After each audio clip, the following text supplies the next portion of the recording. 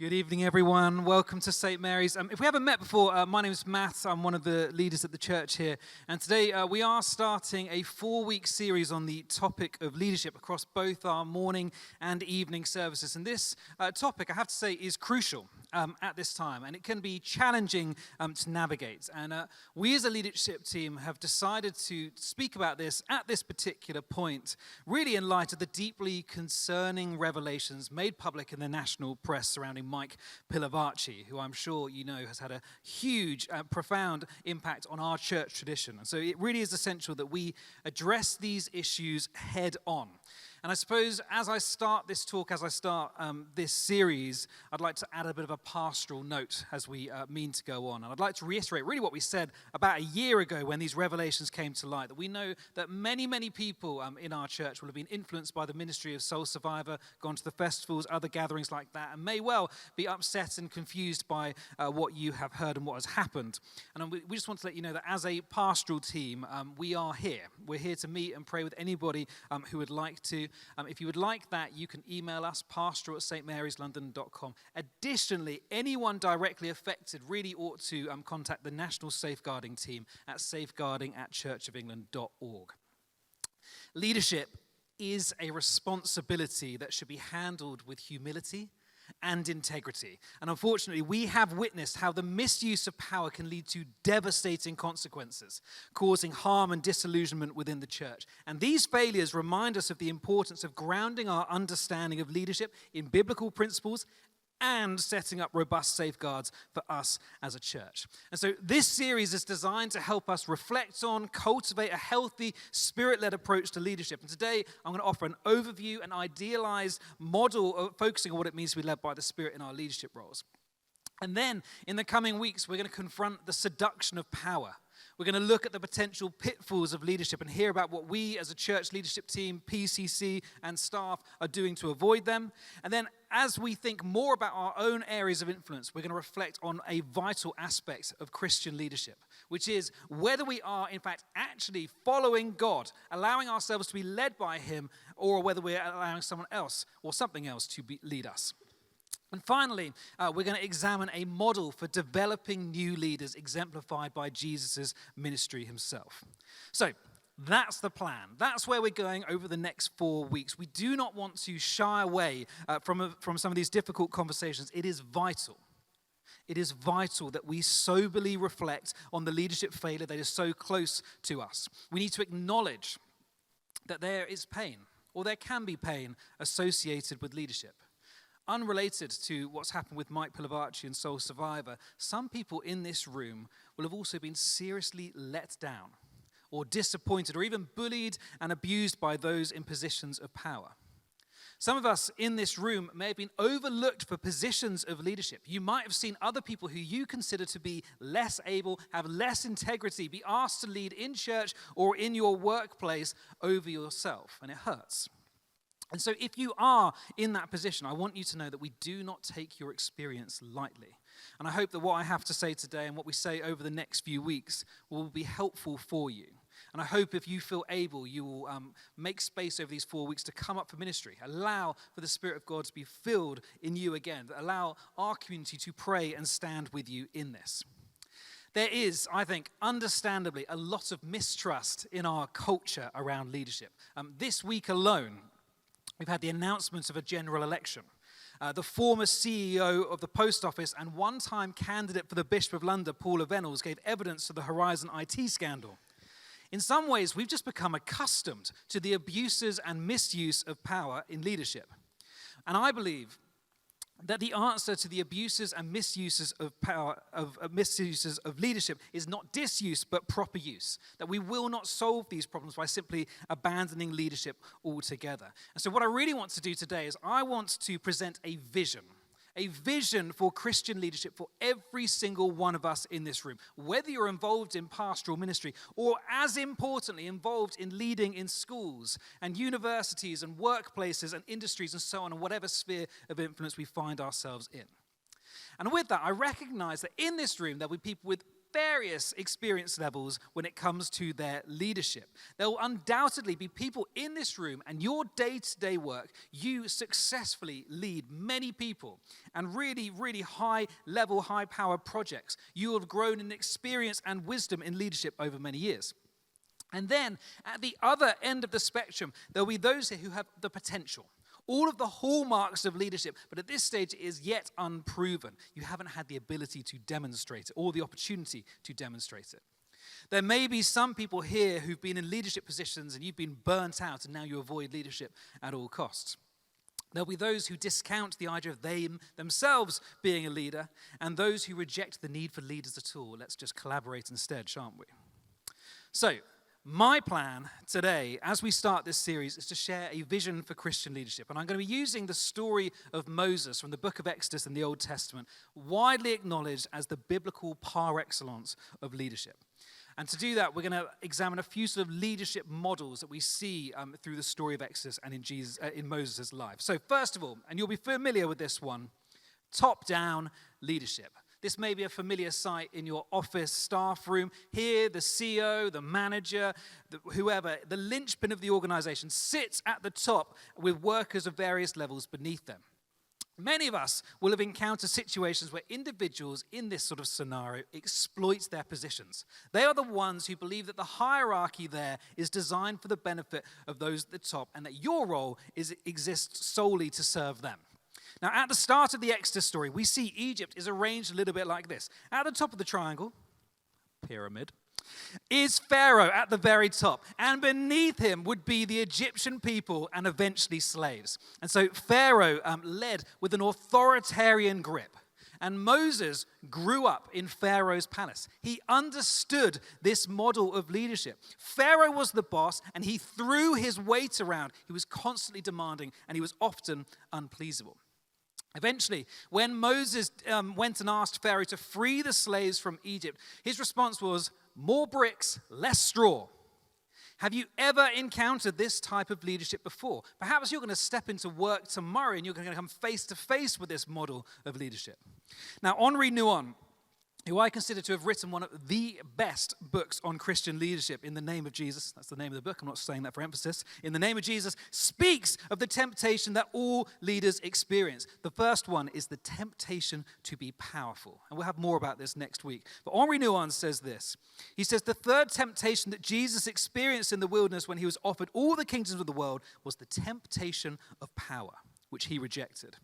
Jesus does not cling to divine power, but empties himself to become like us and eventually chooses powerlessness to the very point of death on the cross.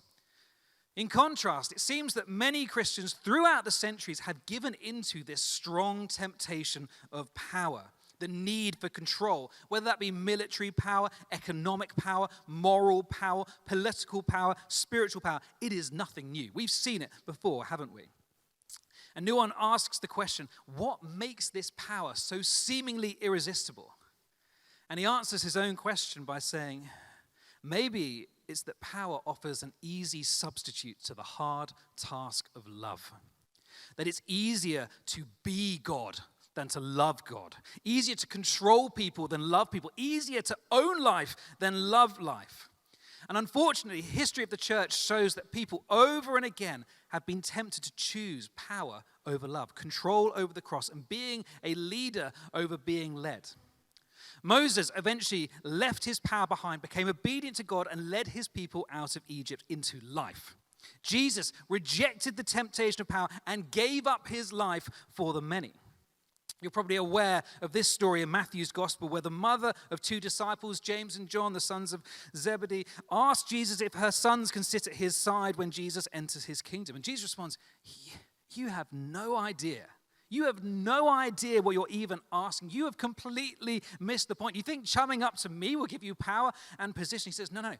Do not be like the Gentiles who lord it over those who are beneath them, asking for positions. Verse 26, instead, whoever wants to become great among you must be your servant, and whoever wants to be first must be your slave, just as the Son of Man did not come to be served, but to serve and to give his life as a ransom for many.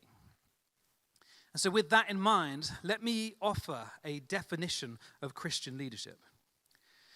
Christian leaders are people who lay down their lives so that others can come alive. Christian leaders are people who lay down their lives so others can come alive. The top-down triangle suggests that the triangle exists for those at the top, but I say to you that your position is there to lead others into freedom. Jesus calls us to be servants, and that brings me onto my next leadership structure. Now, I trained in the Church of England to be a vicar, which for a very long time now has gone in another direction to the top-down approach. It's not exclusive to the church, but the church does it very well. And I can imagine there being some board meeting, a load of bishops gathered, a few archdeacons, a few senior clergy thinking, that top-down thing, that's not going to work for us. Massive, massive problems here. We need a different model that's going to work for the church. Right, let's have a big old think. Jesus was very countercultural. What can we do that might be a little bit different from this? And some junior person goes, aha, I've got the idea. How about this? We just turn it upside down.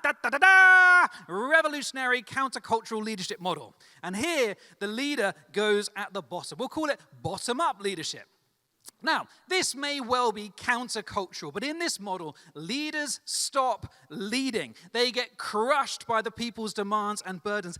Everything lands upon them. And do you know what happens to leaders in that position? They burn out.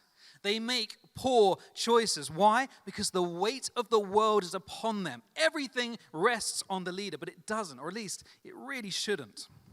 Now, in the Exodus story, when Moses kills the Egyptian who's beating the Hebrew slave, do you think Moses might have been operating out of a top-down model? It's the only form of leadership he's seen. He's throwing his weight around, trying to liberate the Hebrew slaves by force. It doesn't go well. Doesn't go well. And he runs off into the desert and he learns how to be a shepherd. He learns how to guide sheep into safe pastures. He learns how to find water in an arid land. His experience makes him the only person capable of leading the people out of Egypt and into the desert from their slavery. But when Moses does eventually lead them out, all they do is begin to complain. The people have seen God do amazing things in their presence. The plagues, the parting of the sea, they've gone away from the slavery that they've been. And all they do is they start to complain. Verse 2, in the desert, the whole community grumbled against Moses and Aaron. The Israelites said to them, if only we had died by the Lord's hand in Egypt. There we sat around pots of meat and ate all the food we wanted. But you brought us out into the desert to starve this entire assembly to death. Snowflakes. They would rather they died in Egypt. At least their bellies would be full, but their burden, their discontent lands heavily at Moses' feet to sort out. And a couple of chapters later, Moses is charged with sorting out every single minor dispute among the people. His father-in-law says this, what you are doing is not good. You and these people who come to you will only wear yourselves out. The work is too heavy for you. You cannot handle it alone. And he encourages Moses to find other people to support him in his leadership. Perhaps we need a plurality in our leadership. As he brings them in, trains the people to sort out their disputes among themselves through the knowledge of what God is like. So, if we're going to avoid the power dynamic of a top-down model and the crushing pressure of a bottom-up model, how are we to lead as servant leaders? Well, I wonder if this is in fact a better rotation of the triangle. That in the kingdom, the triangle is neither top-down nor bottom-up, but pointing ahead. Here's a question. It's one you can actually shout back and answer. Who leads this church? You got it right. In one, Jesus leads the church. The Holy Spirit leads the church. And so Christian leaders, therefore, are the first followers. Leaders go first and they bring others with them, following the instruction of the Spirit. Leaders are people who step out. And in many ways, the whole story of Exodus can be seen as a time where the people learnt to obediently follow God's call, his presence, and his leadership. So chapter 1 of Exodus, it starts with absolutely no mention of God whatsoever. It's like he's absent, but he hears their cries in Egypt, sheep without a shepherd, and he calls Moses to lead them out. And the final chapter of Exodus ends with God dwelling in the middle of his people in the tabernacle, leading them by a pillar of cloud by day and fire by night, a sign sign of his presence. These are the last few verses from Exodus. In all the travels of the Israelites, whenever the cloud lifted from above the tabernacle, they would set out. But if the cloud did not lift, they did not set out until the next day it lifted. And so the cloud of the Lord was over the tabernacle by day. The fire was in the cloud by night, and in the sight of all the Israelites during all their travels. Christian leaders stay close to God's presence. They are attentive to how and where and to whom he may be calling us to serve. The leader, the Christian leader, is the first follower. Now, I don't often do this, and I think probably in this climate where we have seen spiritual abuse take place and we can see this go the wrong way, I often might not do this, but I am not often accused of being earnest or sincere very often either. So I feel able to do this, and I'm going to say that this is where our dear leader John is very good. He is very good at following the leadership of the Spirit. His desire when he trains people like me and Serene and Kirsty and Andy is that we would learn to follow the leadership of the Spirit. Yes, he's absolutely got his values. We're going to proclaim the gospel. We're going to follow in the ministry of the Spirit. We're going to do these things. But he is able and attentive to follow the leadership of the Spirit. It's one of his real strengths. There is a reason that we are an inclusive, evangelical, charismatic church going after being a diverse community, intercultural community. It's because we're following the leadership of the Spirit. Some of these things have not been obvious in the past, and of course that seems ridiculous, but now we're going. And in some ways it takes somebody like John to be able to lead a church to make that particular move. But it's not really all about John. That's only a little bit interesting. We need a whole host of people who are full of and follow the Spirit to lead in the church and in culture and in all sorts of spheres of influence. So my question to you this evening is, where and to whom is the Spirit leading you to calling you to lead? Where is he looking for you to bring life? Where is the Spirit leading you? Do not wait for a top-down model. Do not wait for one of the leaders in the church to say, have you ever thought about doing this? Where is the Spirit leading you to bring life? Stay close to God's presence and be attentive to how he may be calling you to serve. And so here at St. Mary's, I hope that we don't actually have a vain hierarchical top-down model of leadership where everyone serves the person at the top. Well, I hope we don't have a bottom-up leadership model where the leaders solely serve the people and are inevitably crushed by their pressure. But we have a culture where every single person is able to lead according to their gifts and to their calling. Every single person gets to play in this church. All of us. And it's why we make such an emphasis of the ministry time at the end. Because we need to be filled with the Spirit. We need to be open to his leading. We need to allow ourselves to be open to other people in our community speaking their sense of what God is saying. So keep coming up for ministry.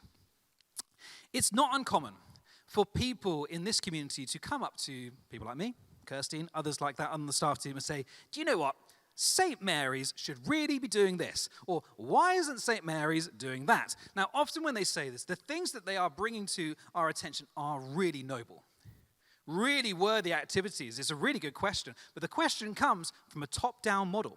When are you, the leader, going to make this happen? But if I think about some of the best things that have come out of this church, it's really been from people having a sense of what God may be doing, or where they can bring life, or bringing their gifts, their particular personality into the fore. Think about, not a great example because it's not here tonight, but we have a coffee machine here most Sundays in the month. I think we don't have it on the last Sunday, this Sunday. But that came from a group of people who thought, we could really do hospitality at this evening service. We really want to take that to the next level. We are excited about building community here. What would do that? What would make people come earlier so we can actually forge some relationships in this post-pandemic community? They went, we're getting a state-of-the-art coffee machine. We're going to train some people up. We're going to gather a team. Didn't come from us, didn't come from me. The clothes swap, how can we be more ecologically minded, freshen up our wardrobes, be less wasteful? Didn't come from the top, just came from somebody else here. Jigsaw, a great example of people in our church saying, no, this is a journey, this is a thing that we sense Spirit is calling us towards, that we should be a diverse community, an intercultural community. How can we help the leadership? How can we help the whole church make this a place of welcome so everybody can see themselves represented? The Fruitful Conference a couple of weeks ago. There are so many things that I could mention. If there are things that you really care about, I would encourage you to ask the question, is the Spirit asking me to lead this? Is the Spirit asking me to lay down my comfort, my convenience, my life so that others may come alive? In the New Testament, Paul speaks of leadership as a gift of the Spirit. In Corinthians, it's something that he was called to. Leadership is a calling. And the role of people like me and John and Kirsty and others like that is to be on the lookout for where the Spirit is at work, to spot who the Spirit is on and who is taking risks. Leaders lay down their lives so that others may come alive. This should be a place where every single person serves every single person according to their gifts and their calling. Warren Bennis, who is a world-renowned speaker and leadership coach, said this: "If there was ever a moment in history when there was a need for revitalized leadership, not just by a few leaders in high office, but a large number of leaders in every job, this is it." And I think in this room, be it a bank holiday weekend at the start of half term, in this room, there is a lot of untapped leadership potential. There'll be people in this room who've been put off from leading because of the leaders that you have seen or have experienced for yourself. And in many ways, we have a culture that's unwilling to lead and unwilling to follow. And this really is a recipe for chaos. Christians are a sign of the future that is coming. That's what leadership is. And we see this picture of the future at the very end of the Bible where every tear is wiped away. No more sorrow, no more sadness, sickness, or disease. The Spirit leads us to work with Him, to pray for heaven here on earth in the here and now. Bring your kingdom now as it is in heaven. For that future reality to break into the present. Bring life. And so I would say that you are a sign of the future that is coming. And at some point, every single Christian is faced with the challenge, will I step up and lead, or am I going to step back? And I think this is the reality, that you cannot have the Spirit of Jesus in you, be faced with overwhelming brokenness, and do nothing. Most of the giant brokenness, most of the giant difficulties in our nation, it just needs somebody with integrity just to put their hand on it and say, maybe I could make a difference here. Maybe I can use what I've got here. And when you step into a situation of brokenness and you begin to look for hope, you become a leader. You're willing to lay your life down so that others can come alive. We all serve, each of us, according to our gifts and talents. And so, as I draw to a close, I just want to end by sharing one of Jesus' parables. You'll know it. It's very familiar. There is a man who's about to go on a journey, and he entrusts his possessions to his workers. He says to one person, I'm going to give 5 bags of gold, talents, leadership. Another, I'm going to give 2, and another, I'm going to give 1, each according to their own ability. Now, a better translation for this word ability is idiosyncrasy. That means every single person is given according to their ability, their capacity, but also their personality, their temperament. Verse 19. After a long time, the master of the servants returned and settled accounts with them. The man who had received 5 bags of gold brought the other 5. The master, he said, you entrusted me with 5 bags of gold. See, I have gained 5 more. Now, did the master tell this servant where he should be investing the gold that he'd received? Did he say, yes, you should invest it here, but definitely avoid investing it over there? No. He just entrusts it. He entrusts it with the servant and believes that it's going to multiply. The master trusts his workers. This man knows what his master is like, and he just gets on with the job. The man with 2 bags of gold also came. Master, he said, you entrusted me with 2 bags of gold. See, I have gained 2 more. His master replied, well done, good and faithful servant. You've been faithful with a few things. I will put you in charge of many things. Come and share in your master's happiness. And I just love the freedom of the master, Jesus, to give, to create, and to lead. It's not about the amount of influence that pleases the master. It's just people using what they've got. There is no need to fear. No need to fear. Then the man who had received 1 bag of gold came. Master, he said, I knew that you're a hard man, harvesting where you have not sown and gathering where you have not scattered seed. So I was afraid, and I went out and hid your gold in the ground. See, here is what belongs to you. The one who has the least fears the most. He takes his 1 talent, his 1 bag of gold, and he thinks, I just can't do much with this. Can't do much with this. I don't want to mess it up. God gives gifts and talent and leadership, some to the measure of 5, some to the measure of 2, some to the measure of 1. Some of us in this room will be called to lead and influence enormous numbers of people, to be involved in projects that impact society at large. And some of us will be called to lead just a few. Small demonstrations of God's kingdom in the here and now with our co-workers or something else. To God, it is not very interesting which one of those categories you are in. The worst thing you can do is choosing to do nothing with what you have been given out of fear. Do not count yourself out. Use what you've been given. There is so much untapped leadership potential in this room. And my encouragement to you would be to live lives of service to everyone. Not just those seemingly beneath or above, but everyone. To give yourself away to bring life into this world that so needs it. Amen.